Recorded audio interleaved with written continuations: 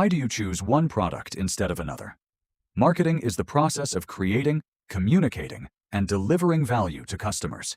It helps businesses connect with people, solve problems, and influence purchasing decisions in competitive markets. What makes a product successful in the market? Marketers often focus on four key elements: the product itself, its price, where customers can access it, and how it is promoted. Together, these factors form the foundation of the marketing mix. Why doesn't the same marketing message work for everyone?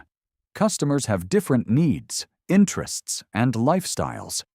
By dividing a market into specific groups and targeting the right audience, businesses can create stronger connections and more effective marketing strategies. How do businesses get noticed online when millions of pieces of content compete for attention every day?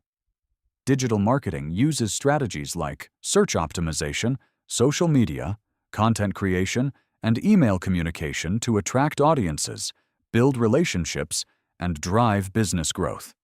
Marketing offers far more than one career path. From content creation and social media management to data analytics and strategic leadership, professionals use different skills to help organizations understand customers, build brands, and drive business growth.